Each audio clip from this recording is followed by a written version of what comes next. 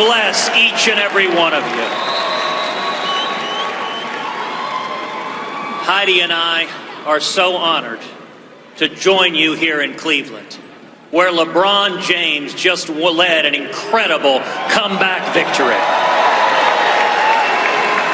And I am convinced America is going to come back too.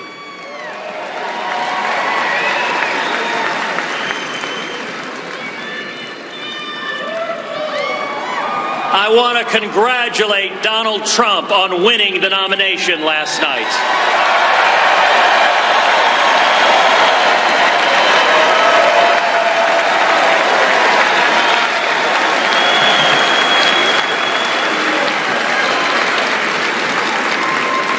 And like each of you, I want to see the principles that our party believes prevail in November.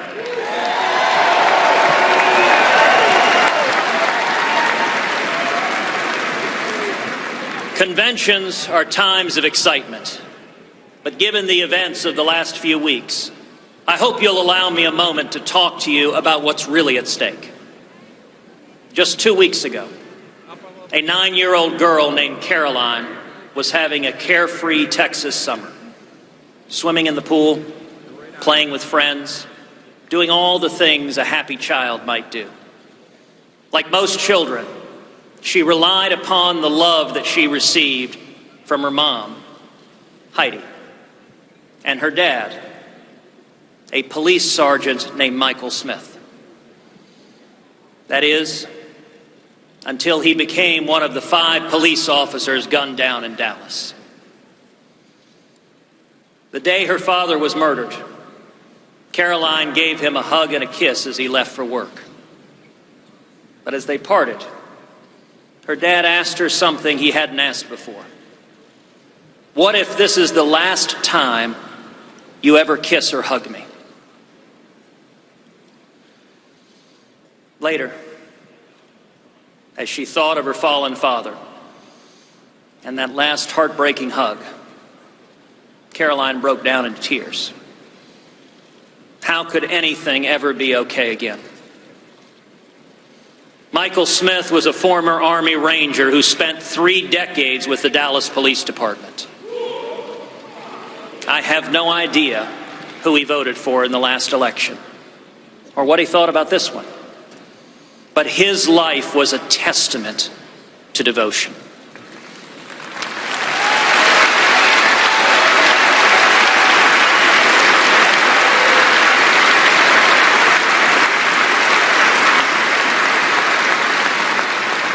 He protected the very protesters who mocked him because he loved his country and his fellow man.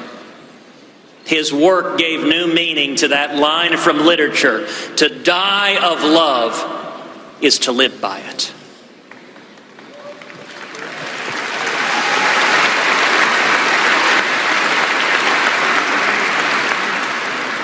As I thought about what I wanted to say tonight, Michael Smith's story weighed on my heart. Maybe that's because his daughter Caroline is about the same age as my eldest daughter and happens to share the same name. Maybe it's because I saw a video of that dear, sweet child choking back sobs as she remembered her daddy's last question to her. Maybe it's because we live in a world where so many others have had their lives destroyed by evil in places like Orlando and Paris and Nice and Baton Rouge.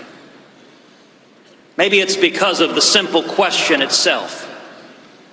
What if this, right now, is our last time? Our last moment to do something for our families and our country? Did we live up to the values we say we believe? Did we do all we really could? That's really what elections should be about. That's why you and millions like you devoted so much time and sacrifice to this campaign. We're fighting not for one particular candidate or one campaign, but because each of us wants to be able to tell our kids and grandkids our own Carolines that we did our best for their future and our country.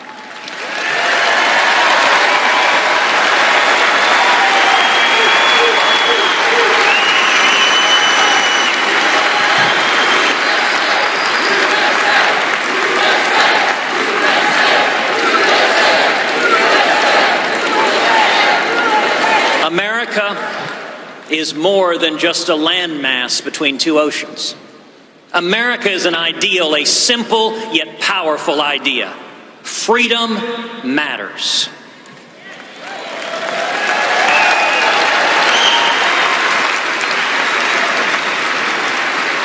For much of human history, government power has been the unavoidable constant in life. Government decrees and the people obey. But not here. We have no king or queen. We have no dictator. We, the people, constrain government.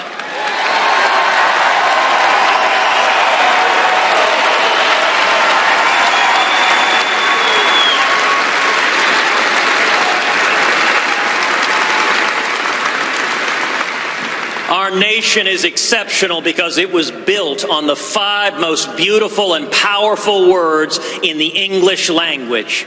I want to be free.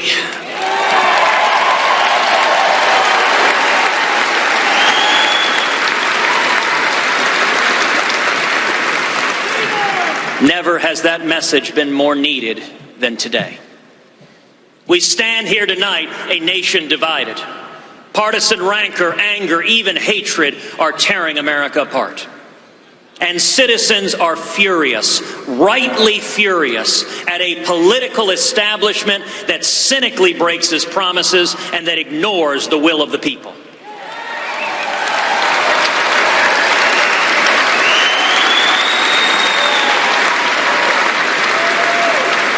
We have to do better. We owe our fallen heroes more than that.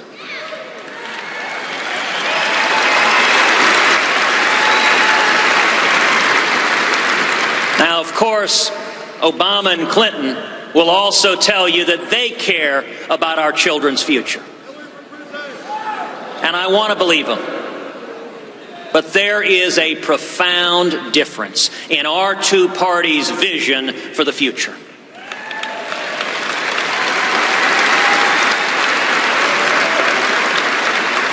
Theirs is the party that thinks ISIS is a JV team, that responds to the death of Americans at Benghazi by asking, what difference does it make?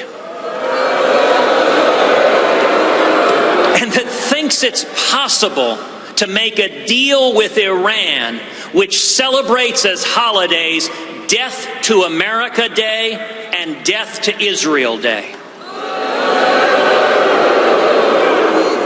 My friends, this is madness. President Obama is a man who does everything backwards. He wants to close Guantanamo Bay and open up our borders. He exports jobs and imports terrorists. Enough is enough.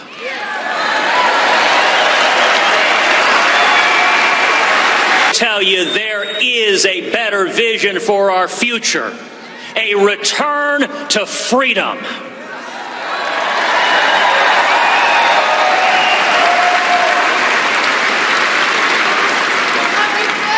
On education, your freedom to choose your child's education, even if you aren't as rich as Hillary Clinton or Barack Obama.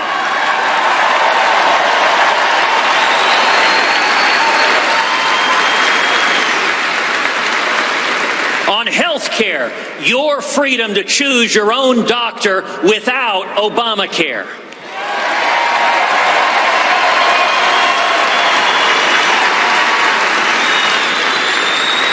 On taxes, your freedom to provide for your family without the IRS beating down your door.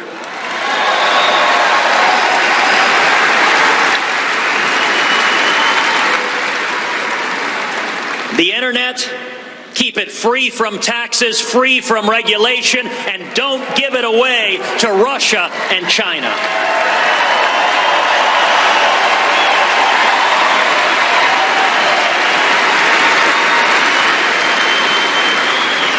Freedom means free speech, not politically correct safe spaces.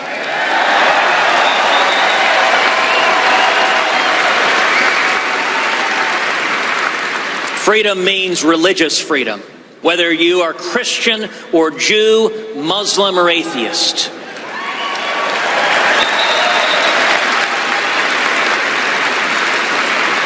Whether you are gay or straight, the Bill of Rights protects the rights of all of us to live according to our conscience.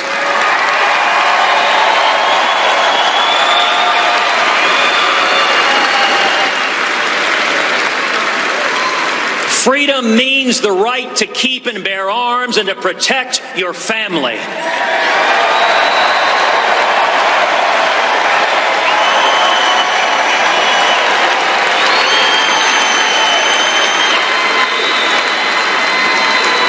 Freedom means that every human life is precious and must be protected.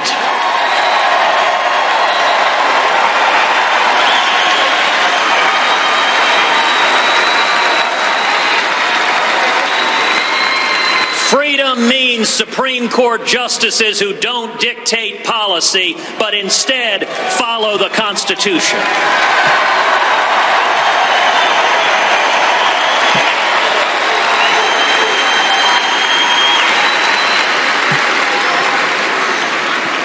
And freedom means recognizing that our Constitution allows states to choose policies that reflect local values.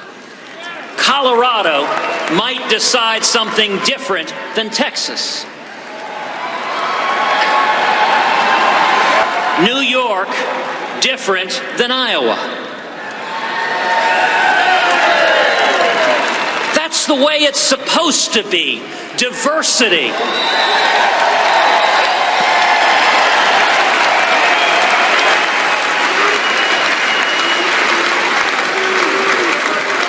If not, what's the point of having states to begin with?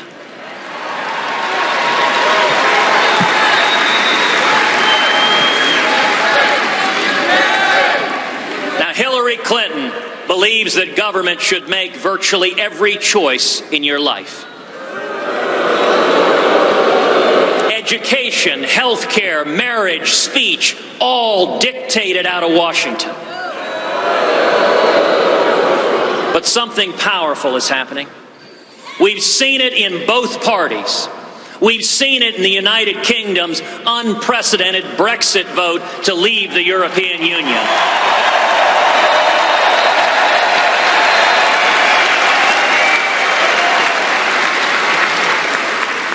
Voters are overwhelmingly rejecting the political establishment and overwhelmingly rejecting big government.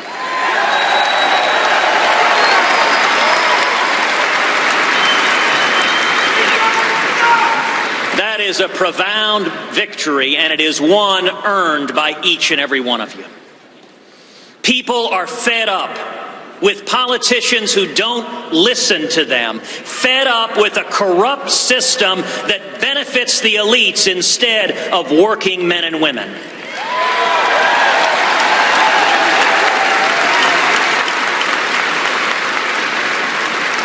We deserve an immigration system that puts America first and, yes, builds a wall to keep America safe.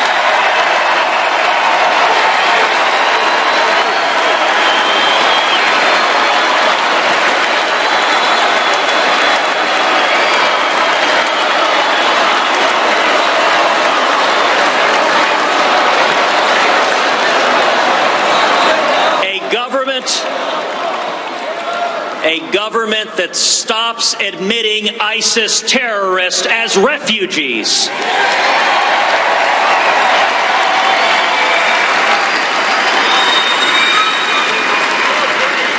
We deserve trade policies that put the interest of American farmers and manufacturing jobs over the global interests that are funding the lobbyists.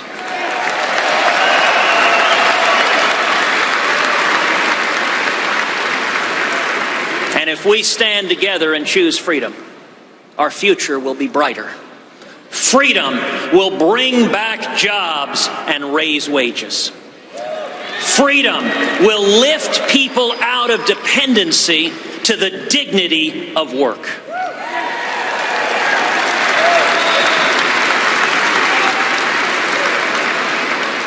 We can do this. 47 years ago to this day, America put the very first man on the moon.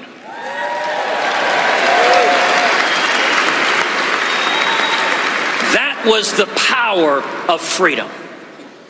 Our party, the Republican Party, was founded to defeat slavery.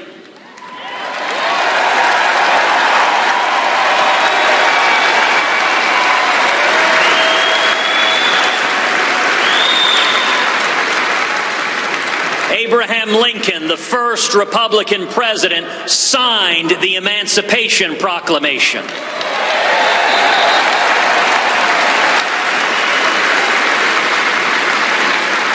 Together, we passed the Civil Rights Act, and together we fought to eliminate Jim Crow laws.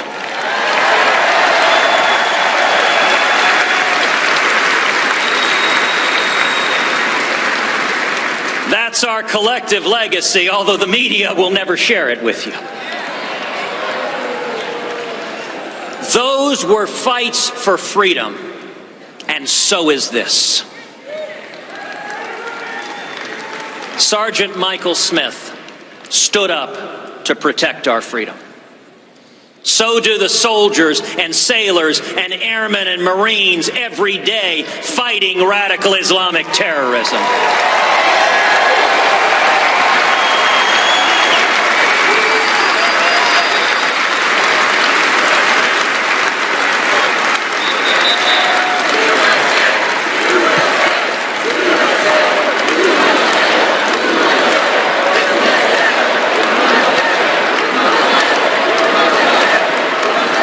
So did the family of Alton Sterling, who bravely called to end the violence.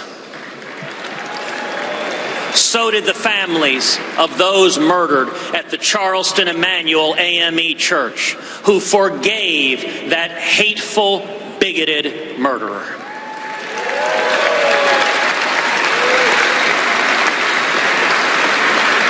And so can we. We deserve leaders who stand for principle, who unite us all behind shared values, who cast aside anger for love. That is the standard we should expect from everybody. And to those listening, please, don't stay home in November.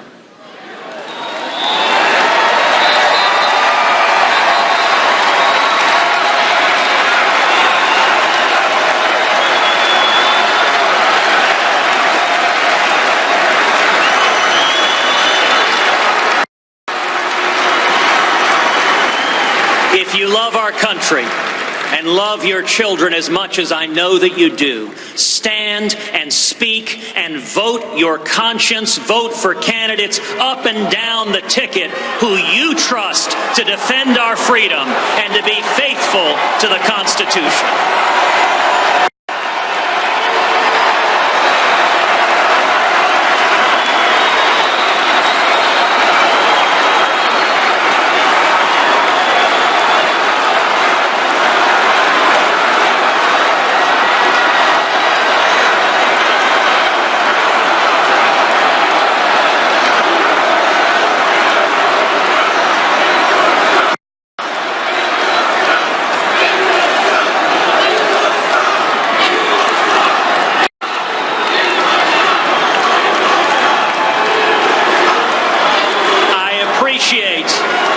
Enthusiasm of the New York delegation.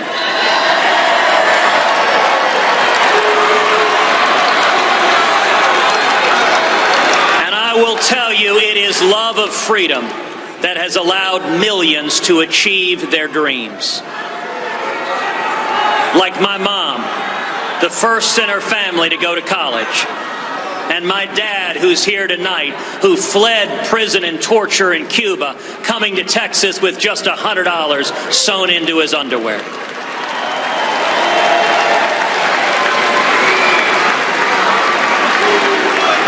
And it is love that I hope will bring comfort to a grieving 9-year-old girl in Dallas.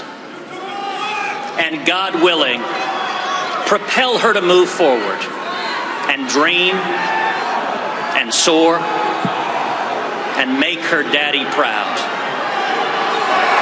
We must make the most of our moment to fight for freedom, to protect our God-given rights, even of those with whom we don't agree, so that when we are old and gray, and when our work is done, and we give those we love one final kiss goodbye, we will be able to say, freedom matters, and I was part of something beautiful.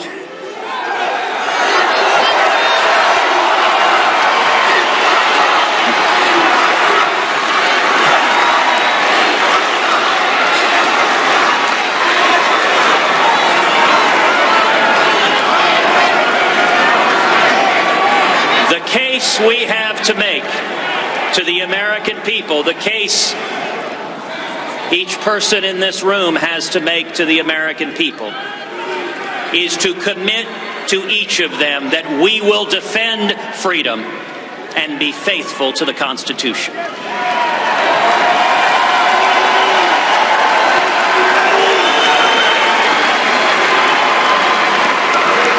We will unite the party, we will unite the country by standing together for shared values, by standing for liberty. God bless each and every one of you, and God bless the United States of America.